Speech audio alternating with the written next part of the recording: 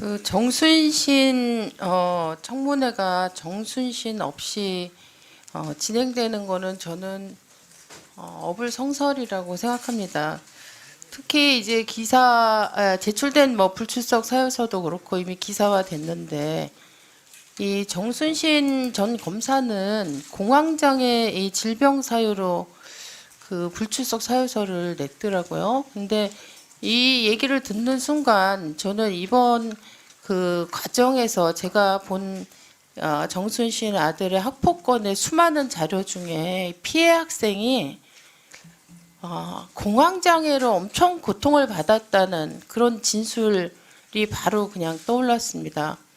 그 정순신 씨는 아들이 이제 전학 처분을 받자마자 강원도 교육청에다가 그 징계조정위원회에다가 재심을 요청했습니다. 근데 이 재심도 원래는 4월 달에 열릴 재심이었는데 그 정순신 아들이 시험이나 학교 일정을 사유해서 늦춰달라 그래서 5월 달로 연기가 됐고 5월 달로 연기돼서 개최되는 정작 당일날 정순신 아들은 출석하지 않았습니다.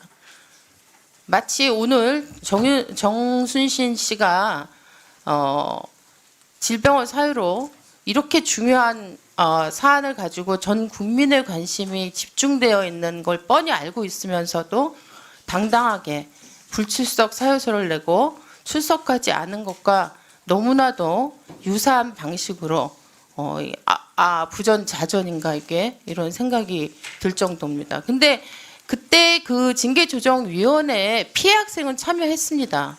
참석해서 질의에 대해서 그 자기의 피해가 계속 생생하게 다시 소환되고 환기되는 그 자리에 끝까지 앉아서 질의에 답을 했습니다. 그 학생은 정순신 아들로부터 당한 그 온갖 가해 때문에 동작대교도 2번 가고 자기가 창문으로 나가면 바로 바뀌라는 생각을 했다는 얘기도 했고 이런 식으로 극단적인 어떤 자살 시도를 했다는 얘기도 그 자리에서 했고요. 정순신과 같은 공간에 있으면 숨이 막힐 것 같아서 견딜 수가 없다는 얘기도 했고요. 심지어는 같은 공간에 있지 않아도 이름만 들어도 견딜 수가 없다는 얘기를 했습니다. 근데 이 얘기를 할 때 그 피해 학생은 거기에 참여했던 모든 사람들이 확인할 정도로 막 손을 덜덜덜덜 떠는 그런 상태로 거기에 참여해서 진술을 했습니다. 10대 고등학생이 어쨌든 자신의 요구되는 공적인 어떤 자리에 나와서 그 힘든 것들을 견디면서 진술했어요. 그런데 지금 가해 책임을 추궁당하고 그것에 대해서 규명해야 될 당사자인 정순신 전 검사가 전 국민이 지금 다 카메라가 있지 않습니까? 전 국민이 지금 다 예의주시하고는 이 자리에 나오지 않는다고 하는 것은 저는 용납될 수 없는 일이라고 생각합니다.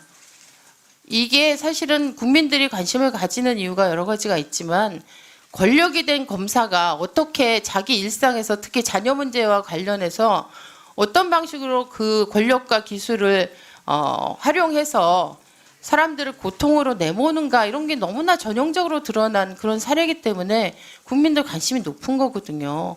그러면 이런 상황이 벌어졌을 때 저는 최대한 정말 그 당사자로서 자세를 낮추고 최대한의 진상 규명에 협력하는 그런 모습을 보여야지만 그나마 조금이라도 국민들이 가지고 있는 분노 이런 것들을 좀 덜어내는 데 도움이 된다고 생각합니다. 근데 그런 생각조차 저는 하지 못하고 아직까지도 안하무인으로 이 사태를 계속 대응하고 있다는 사실에 분노까지 치밉니다. 그래서 정순신 씨가 없는 이런 청문회가 열리게 된 것에 대해서 깊은 유감을 표명하고 뭔가 대책이 저는 강구될 필요가 있다고 생각합니다.